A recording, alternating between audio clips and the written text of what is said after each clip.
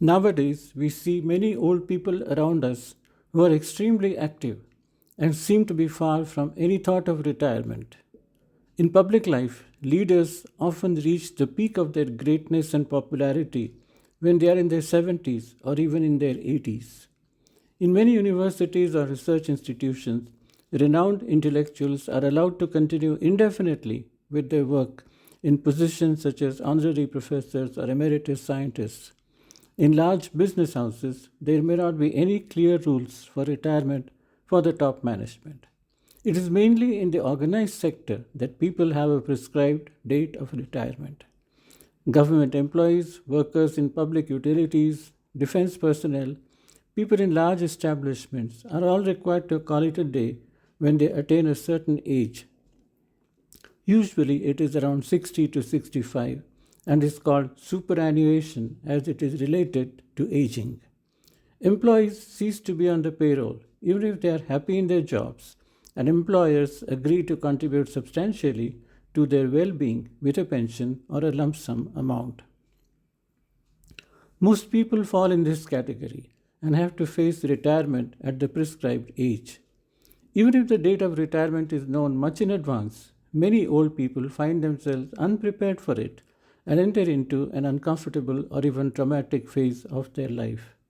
This phase is often described as retirement blues, but with a little effort and planning, it can be successfully tided over. The first day after retirement dawns with a long empty slot in your 24-hour time cycle. If you have been an office goer, you no longer have to catch the 8:22 metro. You don't have to set an alarm for getting up early. You don't need an ironed shirt to wear. You don't have to look at your engagement diary. If you were used to working from home, once you retire, you don't have to switch on your laptop or PC. There are no more Zoom meetings or conference calls scheduled for you. No more presentations to be made online. This time vacuum can be very unsettling and can even produce a feeling of depression if there is no effort to fill it up with an alternative content. The other consequence of retirement is the sudden and steep fall in your social connectivity. While at work, you mingled with other colleagues, you met them over coffee and lunch breaks. You discussed your problems with them, shared their joys, attended their parties. All this can happen no longer. Your social circles get smaller. On the other hand, you watch from your balcony other friends getting to their work as usual, as if they are not bothered about you.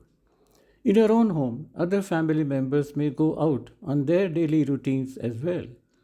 You may be the only one left at home for a major part of the day. For the first time in your life, you may sense a feeling of boredom. The third cause of retirement blues is money, or the shortage of money. While you were getting your salary, your allowances, and your other perks, you were used to a certain lifestyle.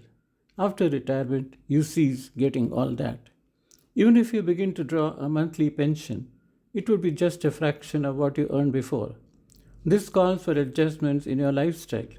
You are required to curtail your spending habits. If you are not entitled to a pension, you begin to worry about your investments, bank accounts, interest rates, inflation, and the like. Besides all these negative angles of retirement, there is also one positive side. The positive part of retirement is that you now have more time for yourself than you ever had in your entire life. And you have all the freedom to do what you wish with that extra time. So, the remedy for retirement blues lies in deciding for yourself what will make your life meaningful once again, what all will bring you contentment and happiness, and then work on it. A good beginning would be to make a new daily routine for yourself. This could start with a morning walk and then include exercise, a diet plan, a time for reading, a time for watching TV, a more relaxing sleep schedule, and so on. You can also try to help your family members in little ways, like making their morning tea or breakfast, or like buying fresh vegetables in the market. You can also try to make new friends in the neighborhood. It may be worthwhile reviving an old hobby of yours that you had to neglect for lack of time. Aim at something new and simple and try to achieve new goals.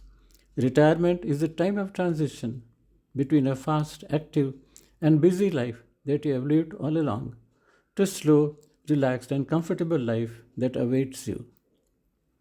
The transition should not last long. The shorter you make it, the better it would be for you.